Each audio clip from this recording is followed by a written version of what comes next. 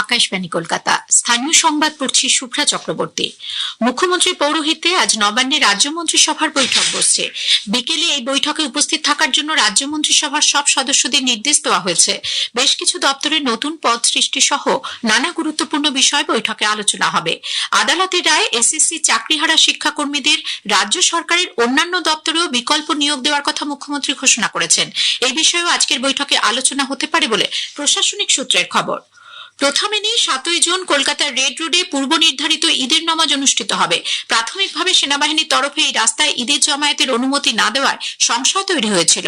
পরে মুখ্যমন্ত্রী মমতা ব্যানার্জির হস্তক্ষেপে জট কেটে গিয়েছে বলে ওই জমায়েতের আয়োজক খিলাফত কমিটির সভাপতি তথা রাজ্য মন্ত্রিসভার সদস্য জাভেদ আহমেদ খান জানিয়েছেন, পূর্ব নির্ধারিত সূচি অনুযায়ী নির্দিষ্ট দিনে সকাল 8:30টায় রেড রোডে নামাজ পড়া হবে বলে তিনি জানান। টানা 1 মাস গরমের ছুটির পর আজ থেকে ফের রাজ্যে সরকারি ও সরকার পোষিত স্কুলগুলিতে ক্লাস শুরু হয়েছে। দীর্ঘ ছুটি কাটিয়ে স্কুলে ফিরতে পেরে খুশি পড়ুয়ারা। এদিকে নতুন করে রাজ্যে করোনা সংক্রমণ বাড়তে থাকায় অভিভাবক ও শিক্ষক মহলে উদ্বেগ বাড়ছে। পরিস্থিতির কথা মাথায় রেখে অধিকাংশ স্কুলই পড়ুয়াদের মাস্ক ব্যবহার বাধ্যতামূলক করেছে। একই সঙ্গে সর্দি কাশি সহ করোনার অন্যান্য উপসর্গ দেখা দিলে পড়ুয়াদের স্কুলে না পাঠানোর পরামর্শ দেওয়া হয়েছে। উত্তর পূর্ব ভারতে আগামী 5 দিন ভারী বর্ষণের পূর্বাভাস দিয়েছে আবহাওয়া দপ্তর। সমগ্র পূর্ব এবং মধ্য সহ হিমালয় সন্নিহিত পশ্চিমবঙ্গ সিকিমে আজ এবং আগামী 7 দিন হালকা থেকে মাঝারি বৃষ্টির পূর্বাভাস দেওয়া হয়েছে। এদিকে প্রবল বৃষ্টি আর ভূমিধসে সিকিমের বিভিন্ন জায়গায় এ রাজ্যের পর্যটকদের নিরাপদে ফিরিয়ে আনতে রাজ্য সরকার উদ্যোগী হয়েছে। ইতোমধ্যে রাজ্যের তরফে সিকিম সরকারের সঙ্গে যোগাযোগ করা হয়েছে। পাশাপাশি আটকে থাকা পর্যটকদের পরিবারের সঙ্গেও কথা হচ্ছে। আটকে পড়া পর্যটকদের নিরাপত্তার বিষয়ে সিকিম সরকার রাজ্যকে আশ্বস্ত করেছে। উল্লেখ্য, একটানা বৃষ্টি আর ভূমিধসে সেখানকার লাচুং লাচেন সহ বিভিন্ন পর্যটন কেন্দ্রে 1,500-এরও বেশি পর্যটক আটকে রয়েছেন। প্রতিকূল আবহাওয়ার মধ্যেই ধীরে ধীরে উদ্ধার কাজ শুরু হয়েছে। উত্তর দিনাজপুর জেলার ইসলামপুরে আশ্রমপাড়া সংলগ্ন রাজ্য সড়কে প্রবল বৃষ্টিতে পুলিশের একটি গাড়ি দুর্ঘটনায় পড়লে গাড়ি চালক এবং এক পুলিশ কর্মী আহত হন। স্থানীয় সূত্রে জানা গেছে, উল্টো দিক থেকে আসা একটি টোটোকে বাঁচাতে গিয়ে পুলিশের গাড়িটি ডিভাইডারে ধাক্কা মারলে গাড়ির সামনের কাঁচ ভেঙে এসআই জয়ন্ত কুমার ঝায়ের চোখে মুখে ঢুকে যায়। প্রথমে জয়ন্তবাবু এবং চালককে ইসলামপুর মহকুমা হাসপাতালে এবং পরে উত্তরবঙ্গ মেডিকেল কলেজ হাসপাতালে নিয়ে যাওয়া হয়। পুলিশ ঘটনার তদন্ত শুরু করেছে। কলকাতার ঐতিহ্যবাহী ইসকনের জগন্নাথ দেবের রথযাত্রায় এবার রথে যুদ্ধ বিমান সুখোইয়ের চাকা ব্যবহার করা হচ্ছে। যুদ্ধ বিমানের টায়ার ব্যবহার করে 24 কিলোমিটার পরীক্ষামূলক যাত্রা করা হয়েছে বলে ইসকন কলকাতার সহসভাপতি রাধারমন দাস জানিয়েছেন। এর আগে প্রায় 5 দশক ধরে ইসকন কলকাতার জগন্নাথ দেবের রথের চাকায় বোয়িং 747 জাম্বোজেট যুদ্ধ বিমানের টায়ার ব্যবহার করা হতো। বর্তমানে রথের চাকার টায়ার বদলের কাজ চলছে। এর ফলে রথ টানতে আরো সুবিধা হবে বলে জানিয়েছেন ইসকন কলকাতার সহসভাপতি।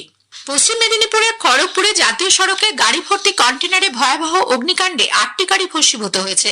জানা গেছে, কৃষ্ণনগর পার্কিং এলাকায় কন্টেনারটি নিয়ন্ত্রণ হারিয়ে রাস্তার পাশে গার্ডওয়ালে ধাক্কা দিলে তাতে আগুন লেগে যায়।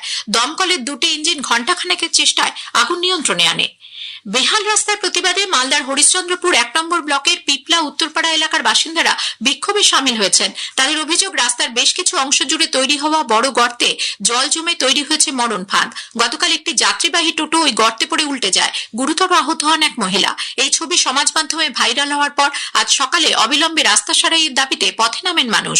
অন্যদিকে কোচবিহারের দিনহাটার সাহেবগঞ্জ রোডে বেহাল রাস্তা সারাইয়ের দাবিতে আজ সকাল থেকে অবরোধ শুরু হয়। দীর্ঘদিন রাস্তা সারাই না হওয়ায় বর্ষার সময় চরম ভোগান্তিতে পড়ছেন সাধারণ মানুষ।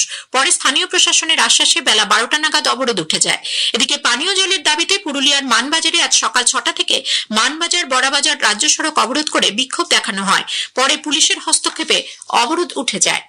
দক্ষিণ 24 পরগনার পাথর প্রতিমা ব্লকের ব্রজবল্লভপুর গ্রাম পঞ্চায়েতের রাক্ষসখালীতে গতকাল লোকালয়ে একটি পুকুরে 9 ফুট দৈর্ঘ্যের একটি কুমিরের দেখা মেলায় এলাকায় আতঙ্ক ছড়ায়। ওই পুকুর পাড় থেকে কুমিরের 40টি ডিমও উদ্ধার হয়েছে।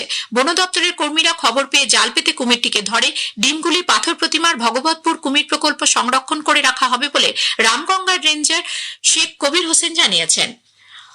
পাকা আমের স্থায়িত্বকাল বৃদ্ধি করতে নদিয়ার বিধানচন্দ্র কৃষি বিশ্ববিদ্যালয়ে গবেষণায় এক নতুন দিগন্তের সূচনা হয়েছে। তেজস্ক্রিয় গামারশ্মি ব্যবহার করে বেশ কয়েকটি প্রজাতির পাকা আমের স্থায়িত্ব বৃদ্ধি করা গেছে বলে গবেষকরা জানিয়েছেন। পাকা হিমসাগর 20 থেকে 25 দিন, লক্ষণভোগ আম প্রায় 40 দিন পর্যন্ত তাজা রাখা সম্ভব হবে।